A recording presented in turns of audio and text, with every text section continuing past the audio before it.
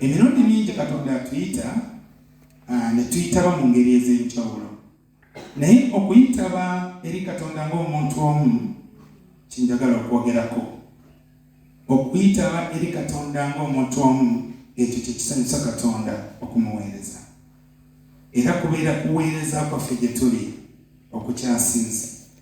Naye buli lwoba nga toyitabanga omuntu omu, era nga buli lwogenda gwe kennyini toyitabangako ng'omuntu omu, tonnasanyusa Katonda era tonnaweereza Mukama. Naye njagala tuyige oba tuwulire tumanye okuyitaba eri Katonda ng'omuntu.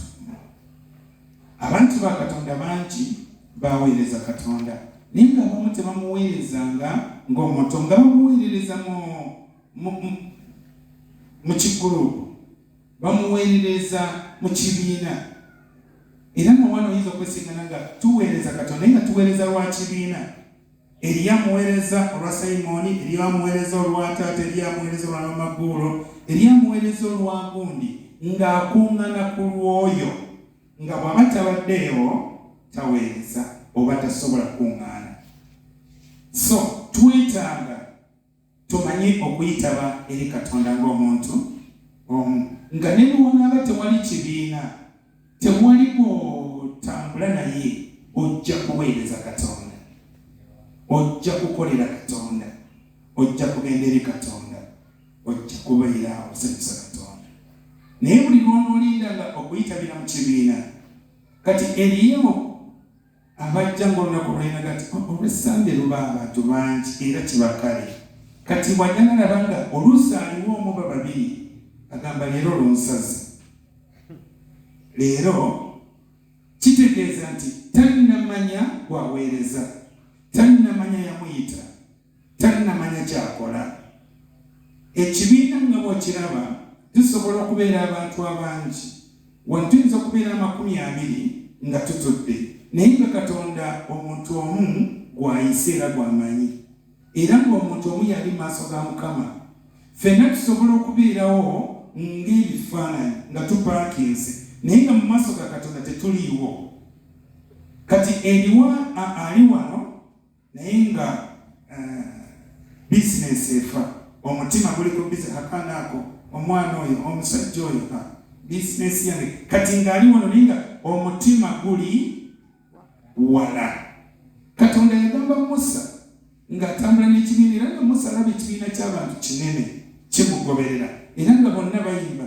Katonda n'agamba Musa nti abantu tukyali nabo bazzeeyo dda e Misiri, kubanga emitima gyabwe gyazzeeyo.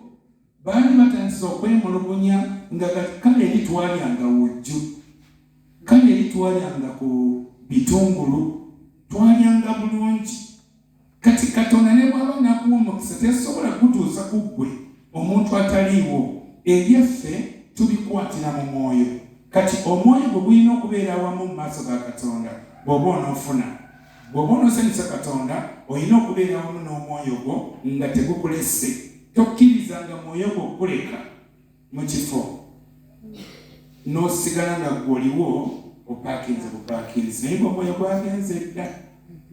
Kisingako nnyo ga nti bandabira bwene kubanga nze okusanyuka sinze ngenda okuwa omukisa, Katonda yagenda okuwa omukisa. Kiringa okulimba nze oga nti kanimbe kubanga tagenda kusanyuka. Nze ofubira bwerere okunsanyusa notusanyusa Katonda. Fuba nnyo okusanyusa Katonda, oba omuntu alema okusanyuka alekeyo, naye Katonda kasasanyuka n'omuntu ojja kusanyuka. Kati okuyitaba oba okuyitaba eri Katonda ng'omuntu omu, tugenda kusoma ffenna, tulina abantu tugenda okusooka okutunuulirako abaakola mu maaso ga Mukama, abaweereza Katonda, ate nga bwe bawulira ekigambo bakola, bakissaamu ekitiibwa ne batambula ne Mukama. Amiina. Tuleme okubeera oluusi abawulizi, abawulira obuwulizi nga bwayogera mu Yakobo. Explain. Nyinza okunsomera ku katono, nyinza okuyitirayo ku katono. Nnyirindo za 22 mpaka 25. Tulemu okubeera abawulizi obuwulizi. Bwe tuba tuzze mu maaso ga Mukama buli kigambo kya Katonda tukiwulire, tukyekuumenga ate tukikolereko. Omusajja omu mu Bayibuli omu yawuliranga naye n'atafaayo era n'ateekuuma kigambo kya Katonda, yamalirizanga obulamu bwe si bulungi era ng'amiisiriza mu maaso ga Katonda. Kati buli lw'owulira ekigambo kya Katonda kyekuume ng'omukyalo no Mariyamu Bayibuli bw'egamba nti bwe yawulira ekigambo kya Katonda n'akyekuuma